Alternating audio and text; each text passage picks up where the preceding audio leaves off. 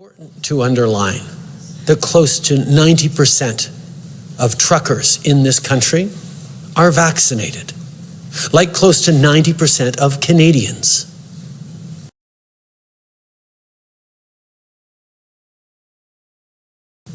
Over the past many months and years now, Canadians have stepped up to protect each other, to protect our frontline workers, to protect our elders, to protect our young people, to protect people like truckers who are putting food on our grocery store shelves.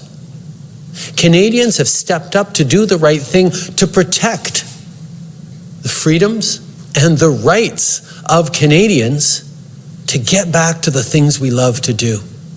We know the way through this pandemic is by getting everyone vaccinated.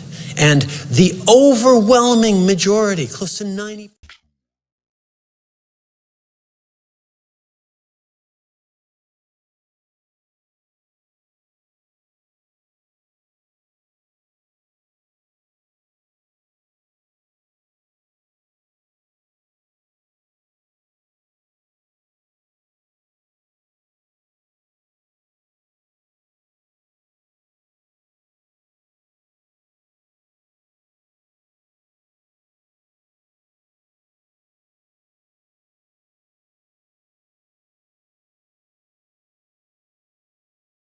Clear on this. This is not one monolithic entity. These are grassroots, what I refer to as affinity groups that share grievances. They acted locally and also tried to coalesce. And I would say that this was the first successful coalescence. A lot of this stems from pandemic legislation and grievance, but there were a raft of grievances involved here. The experience with the incoming passports that had occurred in relation to COVID-19, the impacts in the workplace for some people and how some people experienced that, the vaccination, I think it was called pediatric vaccination. These were all factors that for the people involved, for the people motivated, impacted their motivation and increased their frustration for about 18 months. We had seen expressions of those grievances in multiple jurisdictions throughout Ontario specifically. The topic of mandates, the restrictions, vaccinations is an extremely divisive topic. I've seen it in my own family, and that you see that those challenges arise and it becomes a polarizing topic of discussion.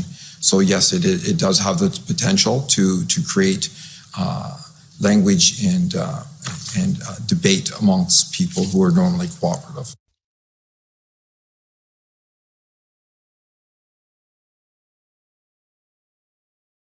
I was leading the criminal intelligence collection of information and the production of criminal intelligence in relation to these events. So we had multiple investigative techniques that we were employing. So I could run through them. One was open source collection. And I want to stress that's information. Open source, so I put a lesser value on that at the origin point. Also, we had covert operations ongoing, which you won't see as related in the documentation before you because of the sensitivities. We engaged in a large degree of analysis and at times surveillance operations, and that's primary and source recruitment for covert operations. That information, all of which is information, is collected, and then we go through the collation and analysis process, and then we provide our analysis, which I refer to as intelligence, and that is how we came to the conclusions and assessments that we did.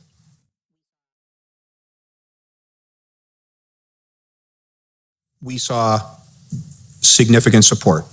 We saw significant fundraising. In real terms, we saw that play out in significant numbers of people and significant numbers of commercial vehicles and private support.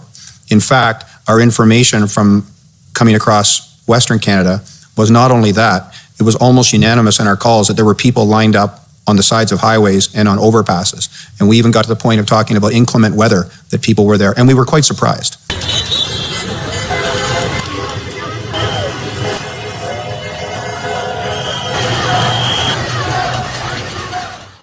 It indicates that at this point, on the 25th, the GoFundMe is at 4.4 million, which is an increase of almost $1 million in the last 24 hours. What we noticed in this event, and in some other previous events related to these grievances, was that there was much more meaning in the support. And the reason that the finances are so important is money is a powerful motivator, and this was growing rapidly. And I can say it was growing at a rate that for us was unprecedented. We definitely felt there was widespread support. I mean, I realized that the narrative Going back to the spring of 2021, the narrative was that people who felt a certain way were a small number of people, were et cetera, the fringe, so to speak.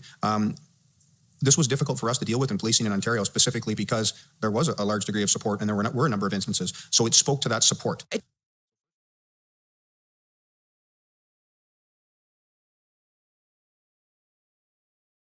So first, coming across Canada, and I'm going to speak bluntly, but I have to say that I'm trying to be blunt, but I don't have all the facts in relation to this. There was almost no reported criminal activity of any of this activity coming across Canada. There was a motor vehicle collision on the day before the event, and that had to do with somebody running into somebody who was in the Freedom Convoy.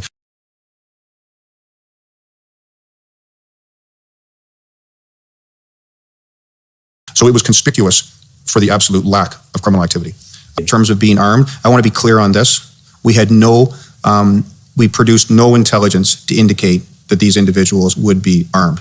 And there has been a lot of hyperbole about that. There's been a lot made of extremists, et cetera. That's a difficult word for me because it doesn't really have a definition in law and it's very subjective.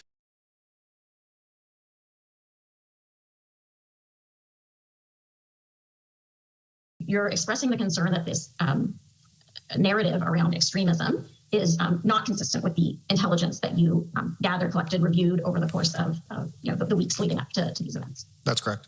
Is it fair to say that at no point during the convoy protest did you receive reliable intelligence that would lead you to conclude that there was a risk to national security that would rise above the potential threat to national security that you identified in that report? That's correct. Even individuals with an individual agenda, sometimes I refer to it as an independent asymmetric threat in the vernacular lone wolf. Protests attract a multitude of elements who may have absolutely nothing to do with the protest.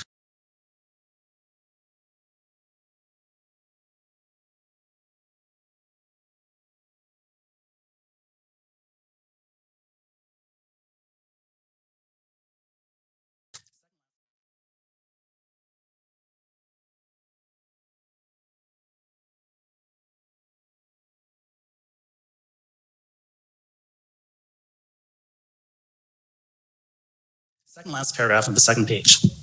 But now the public discourse is dominated by political figures and the media, and the commentary is providing a very different picture from what law enforcement collectively gathered. It is painting a different picture. It speaks to extremism. It offers parallels to terrorism. It speaks of sedition.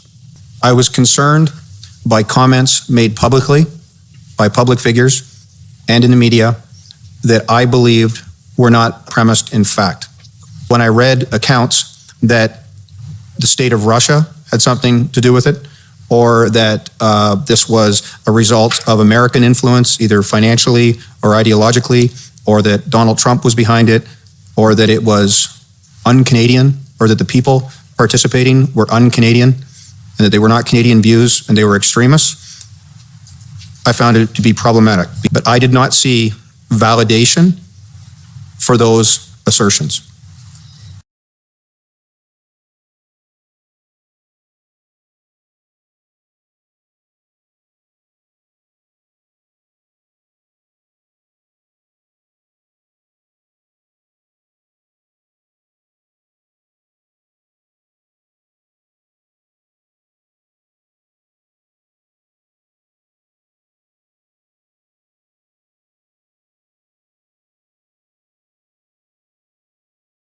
As operational command of Hendon and that joint force operation, I did not see information that substantiated what was being said publicly and via the media.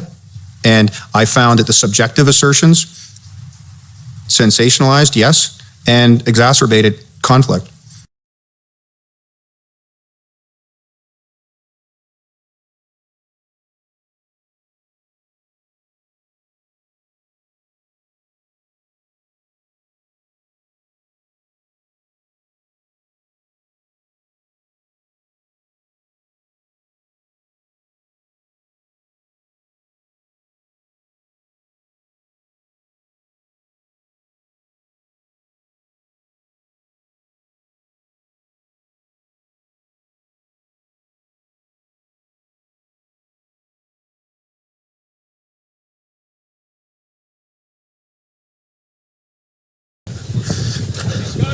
How's it going, guys?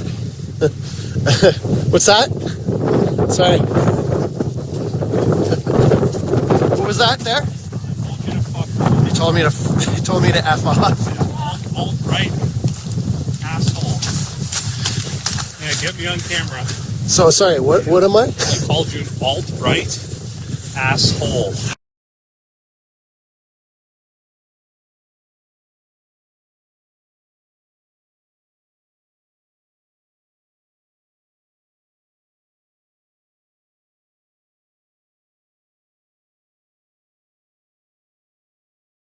Pander to all these crazy people. I pandered, okay. You give them an outlet.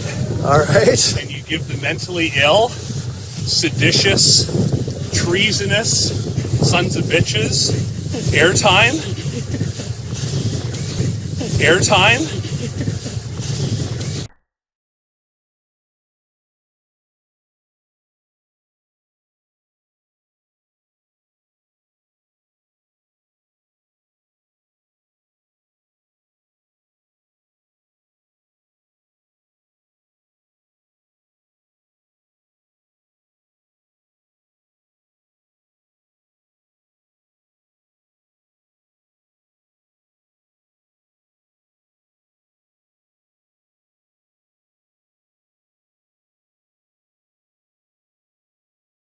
You didn't see any evidence in the intelligence of espionage or in support of espionage. Is that correct?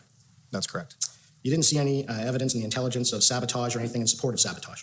That's correct. You didn't see anything in the evidence, any evidence in the intelligence of any form of foreign influenced activities within or relating to Canada that involved the threat to any person. I saw media accounts, yes. I saw no information collected or intelligence produced in that regard, no. To support that, no. You didn't see any evidence in the intelligence of activities within or relating to Canada directed toward or in support of the threat of a use of acts of serious violence against persons for the purpose of achieving a political, religious, or ideological objective within Canada or a foreign state. I'm aware of no intelligence that was produced that would support concern in that regard. Thank you.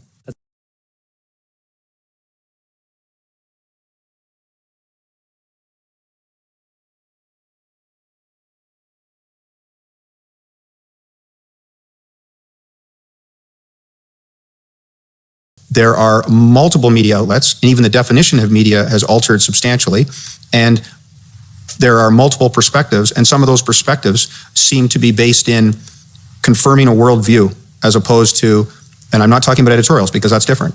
I'm talking about news reporting. That's what's important to me because people, including law enforcement officers, are informed by that information. And I saw that information, those assertions, foreign influence, monies, et cetera, being played out by any number of people and talked about.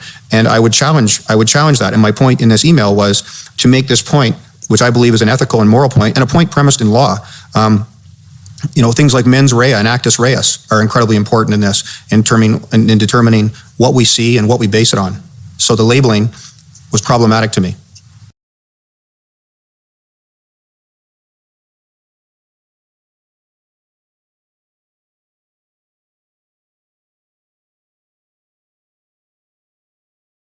That it represented the high watermark of a very extreme populist movement that was frankly disrespectful of other people's rights, disrespectful of diversity, disrespectful of democratic processes.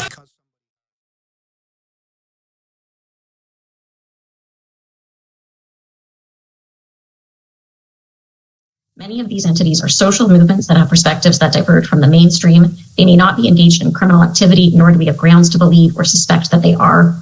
These requests are emanating from many clients, internal and external to the OPP, at an escalating rate and with great urgency. And you're expressing some concerns here.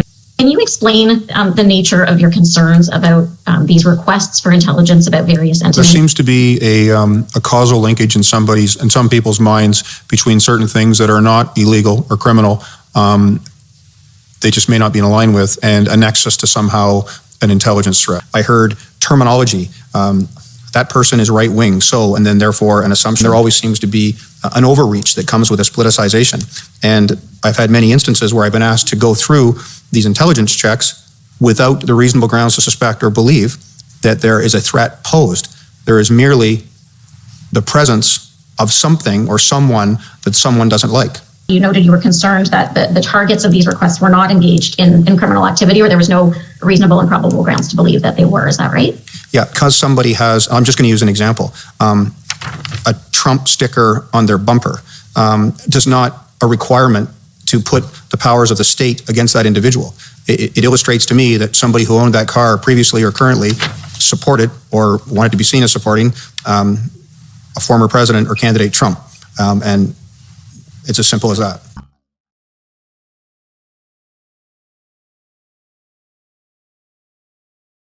That there was an issue with misinformation and disinformation. Disinformation, where people are knowingly putting out false information, and which is drawing on resources or creating a different narrative that you're trying to deal with. So, like for example, the wooden fence that's up protecting the construction site on Parliament Hill was being shared repeatedly over and over again, saying they're fortifying Parliament Hill in advance of the arrival of the convoys, and it was inflaming people. But you're trying to get the information out through your PLTs. It's there. It's construction. There's a big pit on the other side. We don't want people to get hurt.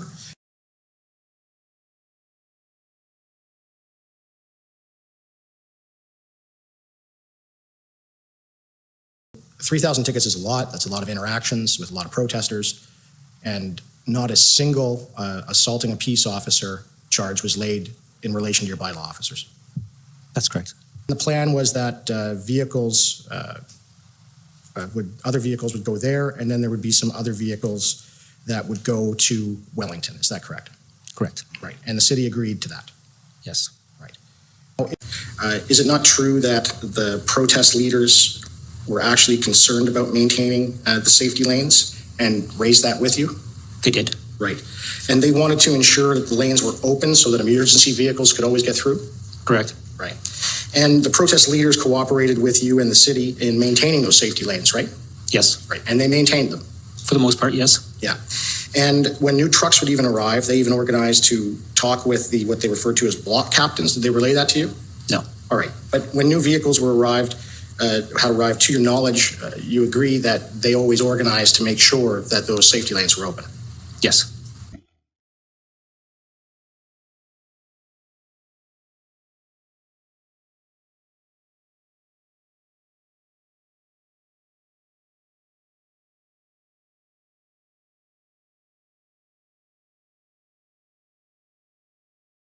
The fear of it, as Councillor Fleury indicated last week, we should have evacuated the Rideau Centre. Well, that's not accurate because the risk was still very low.